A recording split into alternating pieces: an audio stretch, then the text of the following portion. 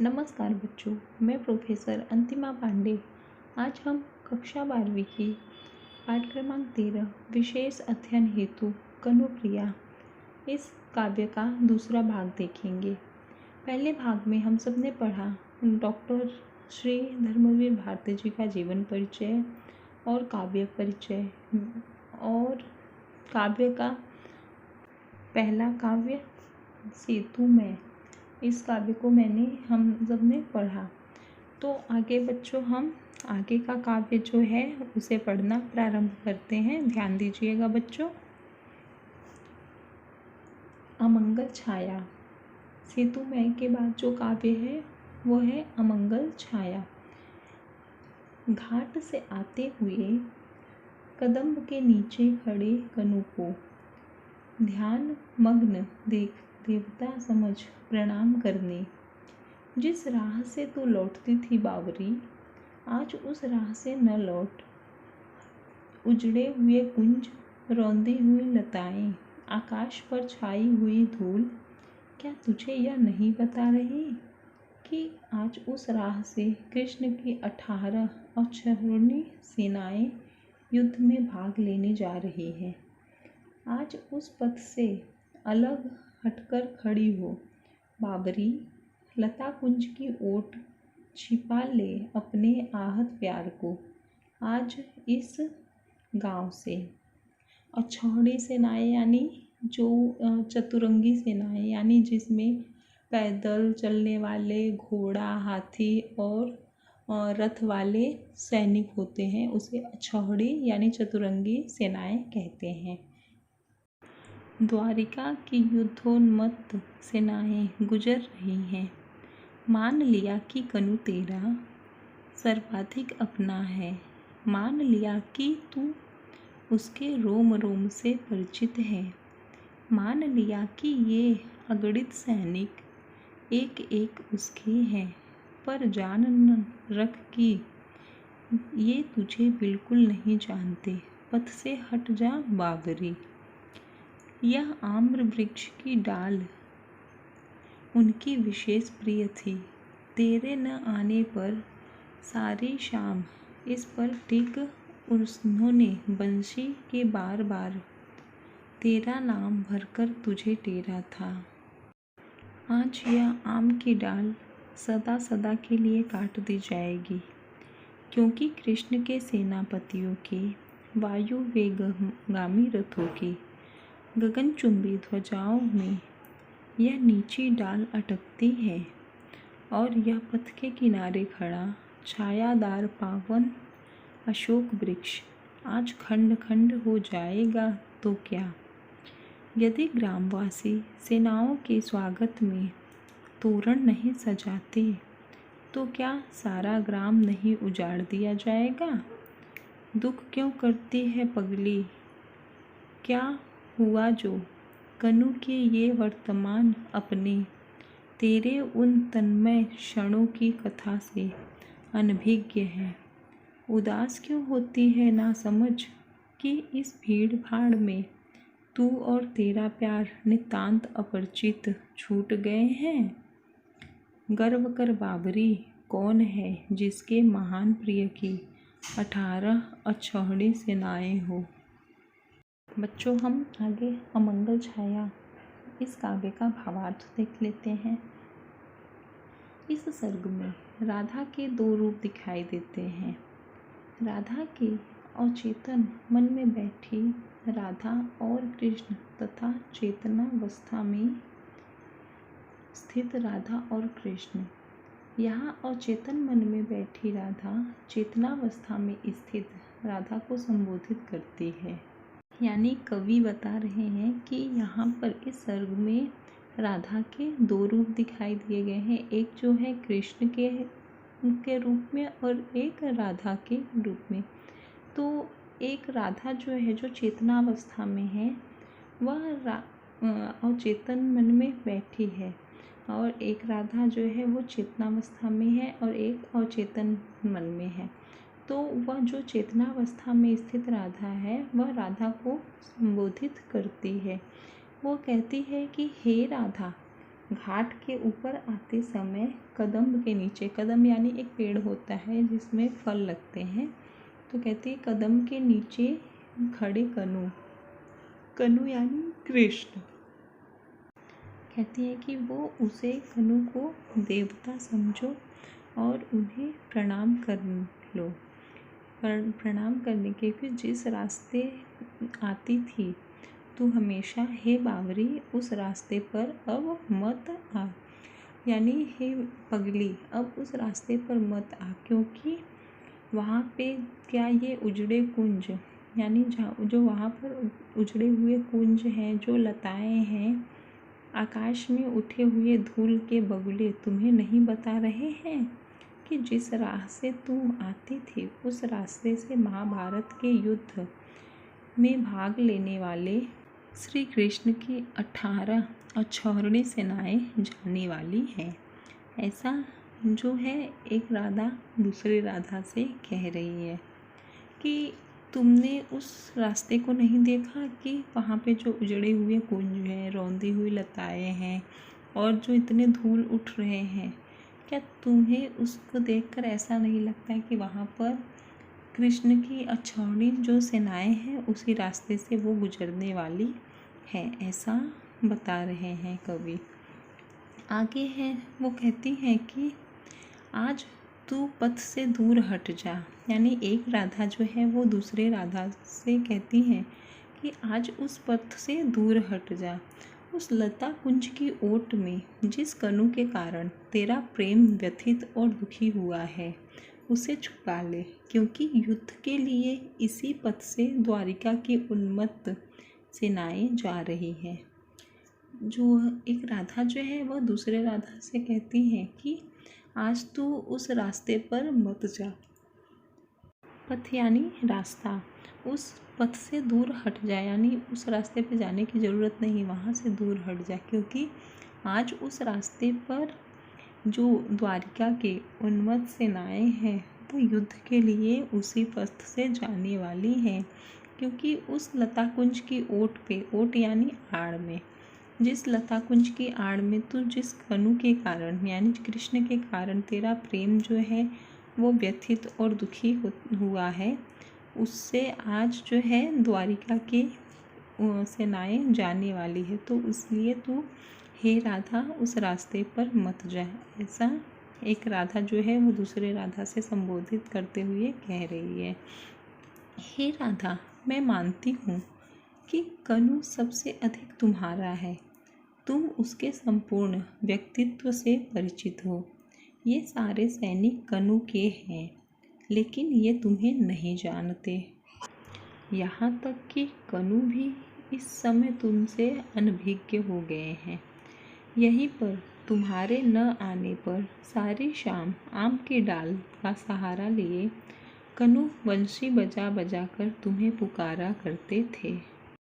एक राधा जो है वो दूसरी राधा को संबोधित करते हुए कह रही है कि हे राधा मैं मानती हूँ कि कनु सबसे अधिक तुम्हारे ही हैं और उनके जीवन पर तुम्हारा ही सबसे अधिक हक है और उनके व्यक्तित्व से यानी कनु के जीवन से तुम ही सबसे ज़्यादा परिचित हो, लेकिन ये सारे जो कनु के सैनिक हैं वे तुम्हें नहीं जानते हैं, ऐसा एक राधा दूसरी राधा को समझाते हुए कहती है।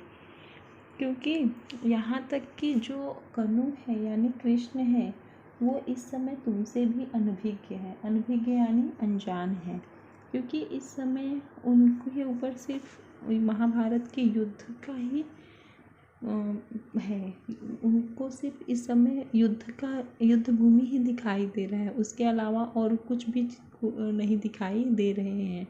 इसके लिए हे राधा तुम इस रास्ते से हट जाओ, क्योंकि इसके पहले जो कनु थे वो अगर तुम नहीं आते थे तुम्हारी याद में इस आम के डाल के सहारे वो बंसी बजा बजा कर तुम्हें पुकारा करते थे, लेकिन आज ये कनु तुम्हारे नहीं है, वो उस युद्ध में लेने वाले एक युद्ध सेनानी बन गए हैं। तो इसके लिए हे राधा तुम इस रास्ते से मत आओ, इस रास्ते पर मत आओ जहाँ से द्वारिका की ये उन्मत्त सेनाएं जाने वाली हैं, ऐसा एक राधा दूसरे राधा को समझाते हुए कह रही है।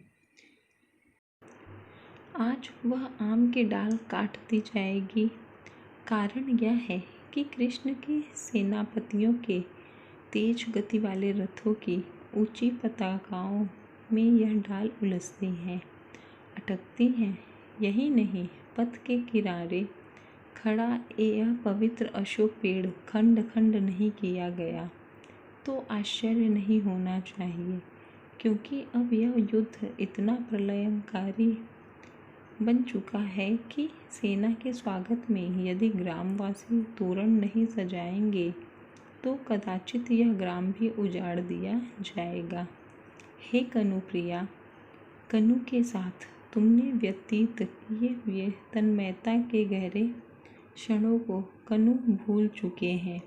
इस समय कृष्ण को केवल अपना वर्तमान काल अर्थात महाभारत का निर्णायक युद्ध ही याद है। ऐसा एक राधा दूसरे राधा को समझाते हुए कह रही है कि आज इस आम की डाल को काट दी जाएगी, क्योंकि जहाँ पर कृष्ण बंसी बजाया करते थे। कारण यह है कि जो कृष्ण के सेनापतियों के रथ आने वाले हैं तो उनकी जो भी पताकाएं हैं, पताका यानी जो झंडा लगा हुआ रहता है रथ में, उसे पताका कहते हैं, तो वो उन डाल में अटक रही है, इसी कारण इसे काट दिया जाएगा। यहाँ तक कि अगर ग्रामवासी उनके स्वागत में तोरण भी नहीं लगाएंगे, तोरण नहीं सजाएंगे तो शायद से उनके गांव को भी उजाड़ दिया जाएगा, ऐसा राधा कहती हैं।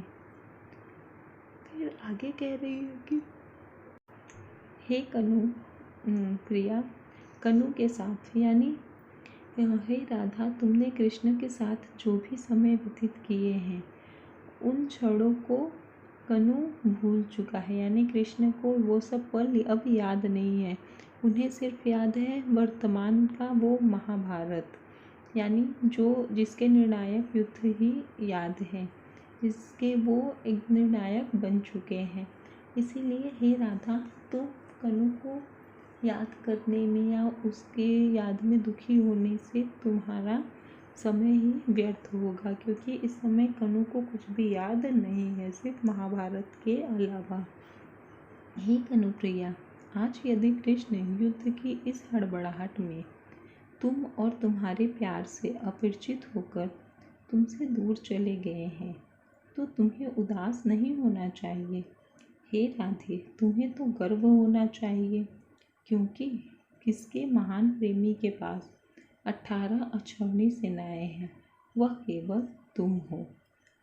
फिर एक राधा जो है वो दूसरे राधा को समझाते हुए कहती है कि हे कनुप्रिया, अगर आज तुम्हें कनु भूल गए हैं, यानी उन्हें सिर्फ महाभारत का युद्ध याद है, तो इस पे तुम्हें उदास नहीं होना चाहिए, क्योंकि ऐसा कौन है जिसके पास तुम्हारे तो महान प्रेमी हैं, यानी जिसके 18 अक्षौणी सेनाएं हैं, ऐसा कोई भी नहीं है। तुम्हें तो इस बात पर गर्व करना चाहिए, ऐसा एक राधा दूसरे राधा को समझाते हुए कह रही है। ये अमंगल छाया काव्य समाप्त हुआ। आगे का काव्य पढ़ती हूँ बच्चों, ध्यान दीजिएगा। एक प्रश्न, अगला काव्य जो है उसका नाम एक प्रश्न है। फिर राधा कहती है, अच्छा मेरे महान कनु, मान लो कि क्षण भर को मैं यह स्वीकार कर लूँ कि मेरे ये सारे तन्मयता के गहरे क्षण सिर्फ भावावेश थे, सुकोमल कल्पनाएं थी, रंगे हुए अर्थहीन आकर्षक शब्द थे। मान लो कि क्षण भर को मैं यह स्वीकार कर लूँ कि पाप पुण्य, धर्माधर्म, न्याय दंड, क्षमाशील बाला यह तुम्हारा युद्ध सत्य है, तो भी मैं क्या करूं कनु? मैं तो वही हूँ, तुम्हारी बाबरी मित्र, जिसे सदा उतना ही ज्ञान मिला जितना तुमने उसे दिया, जितना तुमने मुझे दिया है अभी तक, उसे पूरा समेट कर भी आसपास जाने कितना है तुम्हारे इतिहास का, जिसका कुछ अर्थ मुझे समझ नहीं आता है। अपनी जमुना में जहाँ घंटों अपने को निहारा करती थी मैं, वहाँ अब शस्त्रों से लदी हुई अगणित नौकाएं की पंक्ति रोज रोज कहाँ जाती है। धारा में बह बह कर आते हुए टूटे रथ, जर्जर पताकाएं किसकी है।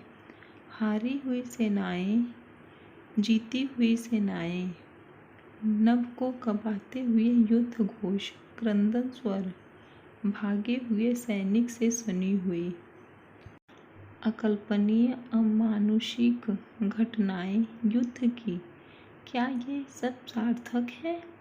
चारों दिशाओं से उत्तर को उड़ उड़ कर जाते हुए गिद्धों को क्या तुम बुलाते हो, जैसे बुलाते थे भटकी हुई गायों को। जितनी समझ तुमसे अब तक पाई है कनु, उतनी बटोर कर भी कितना कुछ है जिसका कोई भी अर्थ मुझे समझ नहीं आता है। अर्जुन की तरह कभी मुझे भी समझा दो, सार्थकता है क्या बंधु। मान लो कि मेरी तन्मयता के गहरे क्षण रंगे हुए अर्थहीन आकर्षक शब्द थे, तो सार्थक फिर क्या है कनु। पर इस सार्थकता को तुम मुझे कैसे समझाओगे कनु। ऐसा राधा कनु से यानी अपने कृष्णा से प्रश्न कर रही है। आगे भावार्थ पढ़ती हूँ, ध्यान दीजिएगा बच्चों।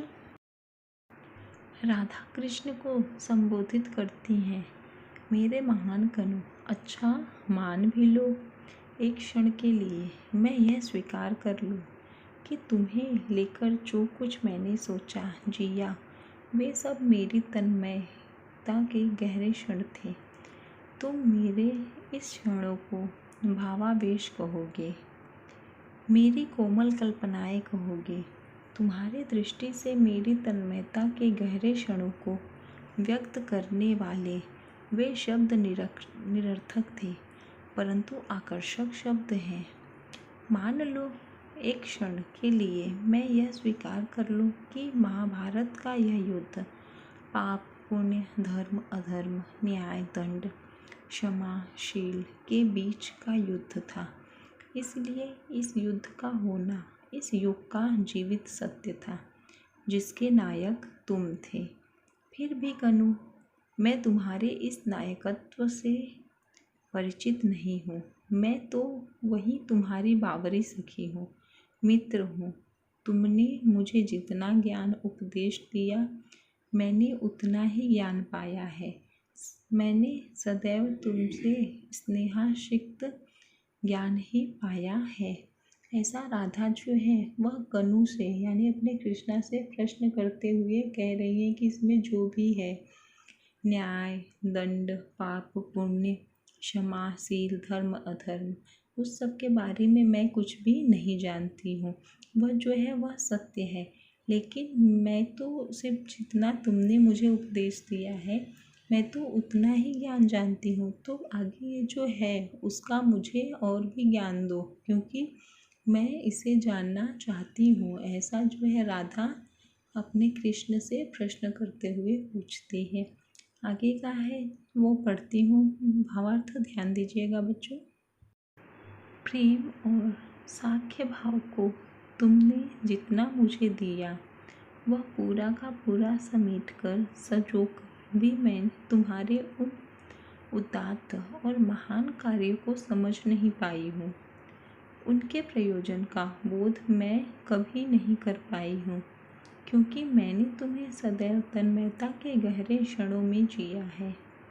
जिस यमुना नदी में मैं स्वयं को निहारा करती थी और तुम में खो जाती थी, अब उस नदी में शस्त्रों से लदी असंख्य नौकाएं न जाने कहाँ जाती है।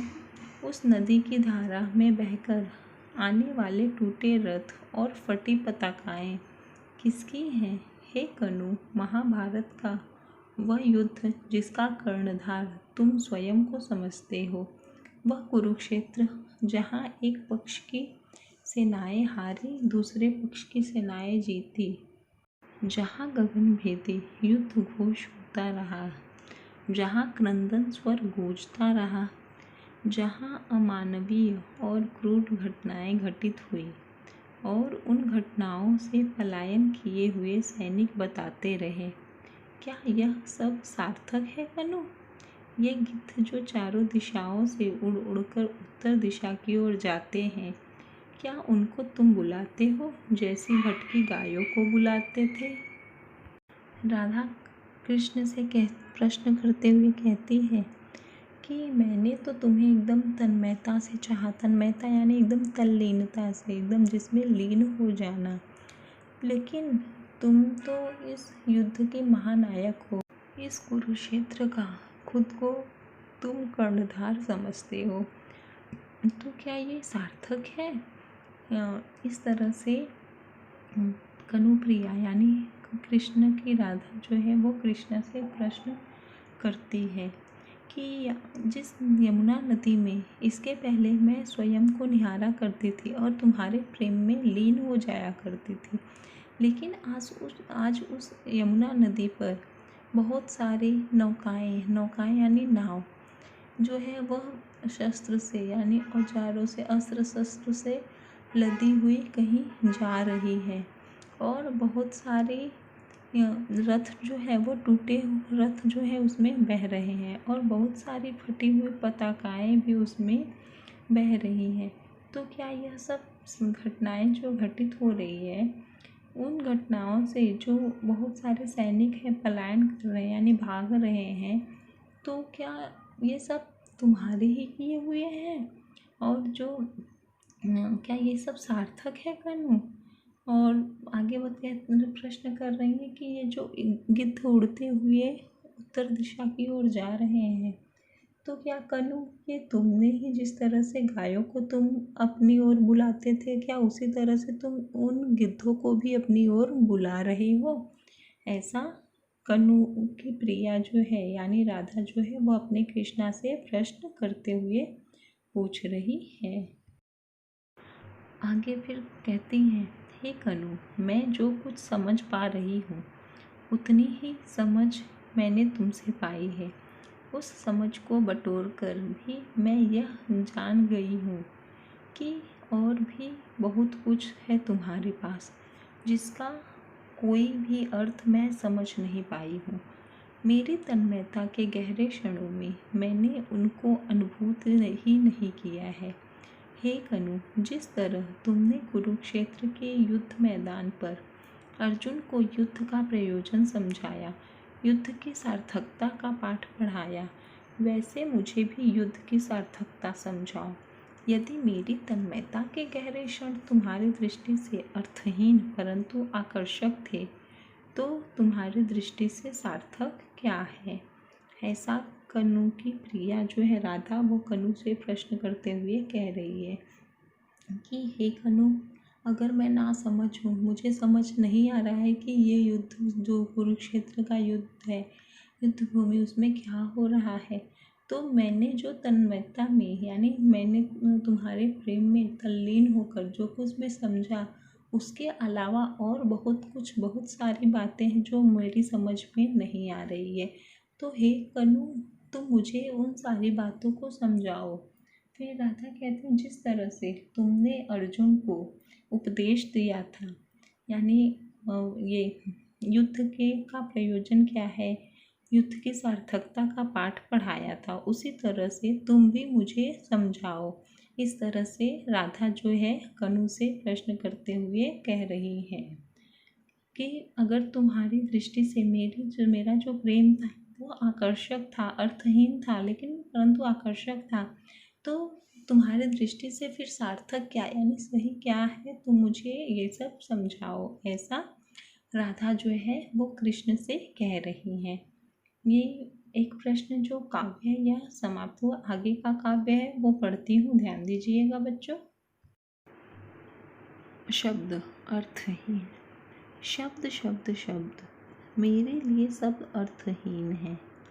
यदि वे मेरे पास बैठकर तुम्हारे कांपते अधरों से नहीं निकलते। शब्द शब्द शब्द कर्म स्वधर्म निर्णय दायित्व मैंने भी गली गली सुने हैं ये शब्द। अर्जुन ने इनमें चाहे कुछ भी पाया हो, मैं इन्हें सुनकर कुछ भी नहीं पाती प्रिय। सिर्फ राह में ठिठक कर तुम्हारे उन अधरों की कल्पना करती हूँ जिनसे तुमने ये शब्द पहली बार कहे होंगे।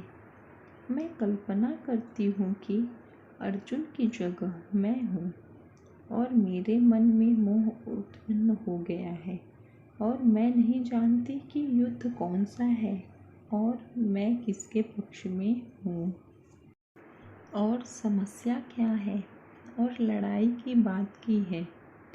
लेकिन मेरे मन में मोह उत्पन्न हो गया है क्योंकि तुम्हारे द्वारा समझाया जाना मुझे बहुत अच्छा लगता है। और सेनाएं स्तब्ध खड़ी हैं। स्तब्ध यानी शांत, और इतिहास स्थगित हो गया है। स्थगित यानी रुका हुआ। और तुम मुझे समझा रहे हो कर्म स्वधर्म निर्णय दायित्व शब्द शब्द शब्द मेरे लिए नितांत अर्थहीन है। मैं इन सबके परे अपलक तुम्हें देख रही हूँ। हर शब्द को अंजुरी बनाकर बूंद बूंद तुम्हें पी रही हूँ और तुम्हारा तेज मेरे जिस्म के एक एक मूर्छित संवेदन को धधका रहा है और तुम्हारे जादू भरे होठों से रजनीगंधा के फूलों की तरह टप टप शब्द झर रहे हैं, एक के बाद एक। कर्म स्वधर्म निर्णय दायित्व मुझ तक आते आते सब बदल गए हैं। मुझे सुन पड़ता है केवल राधन राधन राधन शब्द शब्द शब्द। तुम्हारे शब्द अगणित हैं कनु, संख्यातीत, पर उनका अर्थ मात्र एक है, मैं केवल मैं। फिर उन शब्दों से मुझे को इतिहास कैसे समझाओगी कनु, कनु प्रिया से। यह जो है शब्द अर्थहीन यह काव्य, इस काव्य का अब मैं भावार्थ पढ़ती हूँ, ध्यान दीजिएगा बच्चों। राधा का चेतन मन अब चेतन मन को संबोधित कर रहा है। कनु, युद्ध की सार्थकता को तुम मुझे कैसे समझाओगे? सार्थकता को बताने वाले शब्द मेरे लिए अर्थहीन हैं। मेरे पास बैठकर मेरे रुखे बालों में उंगलियां उलझाए तुम्हारे कांपते होठों से प्रणय के शब्द निकले थे। तुम्हें कई स्थानों पर मैंने कर्म स्वधर्म निर्णय दायित्व जैसे शब्दों को बोलते सुना है। मैं नहीं जानती कि अर्जुन ने इन शब्दों में क्या पाया है, लेकिन मैं इन शब्दों को सुनकर भी अर्जुन की तरह कुछ पाती नहीं हूँ। मैं राह में रुककर तुम्हारे उन अधरों की कल्पना करती हूँ जिन अधरों से तुमने प्रणय के वे शब्द पहली बार कहे थे जो मेरी तन्मयता के गहरे क्षणों की साक्ष्य बन गए थे। राधा जो है वह कृष्ण से कहती है कि जो तुमने शब्द बोले थे, यानी जो युद्ध की सार्थकता को तुम मुझसे कैसे समझाओगे, ऐसा राधा कह रही है। क्योंकि वो जो सार्थकता वाले शब्द थे वो सब मेरे लिए अर्थहीन हैं। पता नहीं उन शब्दों में अर्जुन ने क्या सुना और उस तरह से उसे उनको अपनाया, लेकिन मैं उन शब्दों में कुछ भी नहीं पाती हूँ, ऐसा इस तरह से राधा कह रही हैं। राधा कहते हैं कि मैं कल्पना करती हूँ कि अर्जुन के स्थान पर मैं हूँ और मेरे मन में यह मोह उत्पन्न हो गया है। जैसे तुमने अर्जुन को युद्ध की सार्थकता समझाई है, वैसे मैं भी तुमसे समझूं। यद्यपि मैं नहीं जानती कि यह युद्ध कौन सा है, किसके बीच हो रहा है, मुझे किसके पक्ष में होना चाहिए, लेकिन मेरे मन में यह मोह उत्पन्न हुआ है क्योंकि तुम्हारा समझाया जाना, समझाते हुए बोलना मुझे बहुत अच्छा लगता है। जब तुम मुझे समझाते हो तो लगता है जैसे युद्ध रुक गया है, सेनाएं स्तब्ध खड़ी रह गई हैं और इतिहास की गति रुक गई है और तुम मुझे समझा रहे हो। राधा कह रही हैं कि हे कृष्णा, हे कनु, जिस तरह से तुमने अर्जुन को समझाया था, मुझे ऐसा लग रहा है कि जैसे अर्जुन के स्थान पर मैं हूँ और तुम मुझे समझा रहे हो। तुम्हारा इस तरह से समझाना मुझे बहुत ही अच्छा लग रहा है, क्योंकि तुम्हें देखकर ऐसा लग रहा है कि जैसे मानो सेनाएं स्तब्ध हो गई हों और इतिहास की गति रुक गई हो और तुम मुझे समझा रहे हो। इस तरह से जो है प्रिया यानी राधा कनु से कह रही है। कनु, जिन शब्दों का तुम उच्चारण करते हो, कर्म, स्वधर्म, निर्णय, दायित्व, ये शब्द मुझ तक आते आते बदल जाते हैं। मुझे तो ये शब्द इस तरह सुनाई देते हैं जैसे राधन राधन राधन। तुम्हारे द्वारा कहे जाने वाले शब्द असंख्य हैं, संख्यातीत हैं, लेकिन उनका एक ही अर्थ है, मैं, केवल मैं। था जो है वह अपने कनु यानी अपने कृष्णा से कह रही हैं कि तुमने जो भी शब्द बोले हैं उसका कुछ भी उच्चारण हो, जो भी शब्द हैं जैसे कर्म, स्वधर्म, निर्णय, दायित्व, लेकिन इस शब्द का अर्थ मुझ तक आते आते बदल जाता है और मुझे एक ही शब्द सुनाई देता है, राधन राधन राधन। तो तुम्हारे द्वारा जो भी शब्द कहे हुए हैं वह असंख्य है, संख्यातीत है, लेकिन उन शब्दों में मुझे और भी कुछ सुनाई नहीं देता है।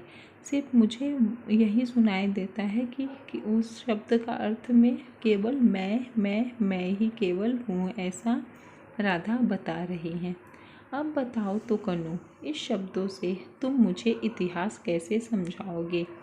मेरी तन्मयता के गहरे क्षणों में जिए गए वे शब्द ही मुझे सार्थक लगते हैं। ऐसा राधा कह रही कि जब चारों तरफ मैं ही मैं के शब्द गूंज रहे हैं, तो हे कनु, तुम उस शब्द से मुझे किस तरह से इतिहास को समझाओगे? ऐसा राधा जो है अपने कनु से प्रश्न करते हुए कह रही हैं। क्योंकि राधा कहते हैं कि जो तुमने जिस गहरे क्षण में मैंने तन्मयता के गहरे जो पल जिए हैं वही मुझे सब सार्थक लगते हैं, वही शब्द जो है कि मुझे सार्थक लग रहे हैं, ऐसा प्रिया जो है यानी राधा जो है वह अपने कनु से कहती है।